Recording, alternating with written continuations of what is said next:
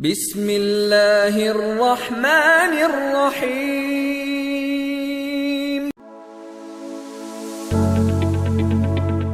السلام علیکم ورحمۃ اللہ۔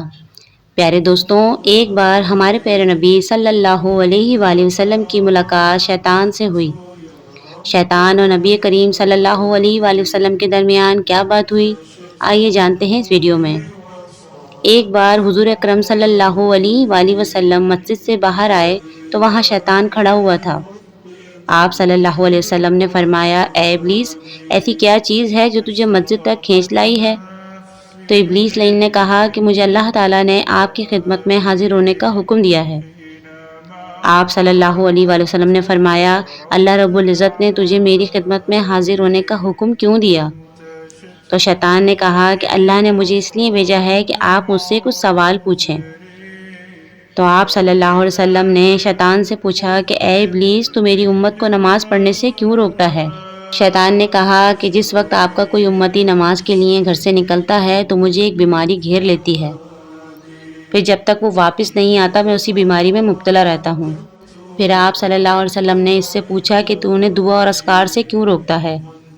تو شیطان نے کہا کہ ان کی دعا سے میں اندھا اور بہرا ہو جاتا ہوں، مجھے اس وقت شفا ملتی ہے کہ جس وقت وہ اپنی عبادت سے فارغ ہو جاتے ہیں۔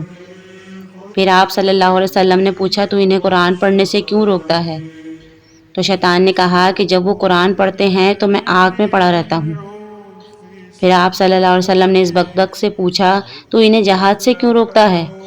تو اس پر شیطان نے کہا کہ جس وقت وہ جہاد کا ارادہ کرتے ہیں یا جہاد کے لیے نکلتے ہیں تو اس وقت میرے پیروں میں زنجیر ڈال دی جاتی ہے، اس وقت تک جب تک وہ واپس نہ آ جائیں۔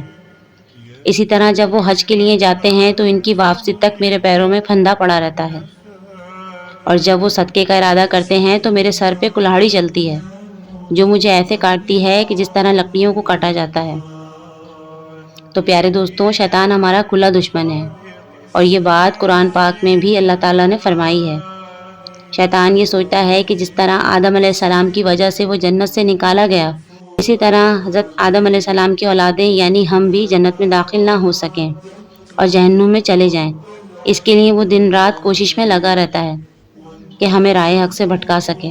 اگر ہم شیطان کے فتنے سے بچنا چاہتے ہیں تو ہمیں اپنے نبی مکرم صلی اللہ علیہ وآلہ وسلم کے طریقے سے زندگی گزارنے کی کوشش کرنی چاہیے، اور اللہ کے حکم کی تکمیل بھی کرنی ہوگی، جو مشکل نہیں۔ تو زیادہ سے زیادہ کوشش کریں کہ ہماری زندگی اللہ اور اس کے رسول کے احکام کو پوری کرتے ہوئے گزرے، اس میں ہمیں اللہ کی مدد بھی حاصل ہو اور شیطان کبھی اپنی چال میں کامیاب نہ ہو سکے۔ اللہ رب العزت سے دعا ہے کہ وہ ہمیں شیطان کی چالوں اور اس کے دھوکے سے محفوظ رکھے اور اپنی پناہ میں رکھے، آمین یا رب العالمین۔ پیارے دوستوں، اگر یہ ویڈیو آپ کو اچھی لگی ہو تو اس کو دوسروں تک ضرور شیئر کریں، کیا پتہ آپ کے ایک شیئر سے کسی کا دل اور زندگی دونوں بدل جائے۔ ویڈیو کو لائک اور چینل کو سبسکرائب کرنا نہ بھولیے گا۔ اگلی ویڈیو تک کے لیے مجھے اجازت دیجیے۔ السلام علیکم ورحمۃ اللہ۔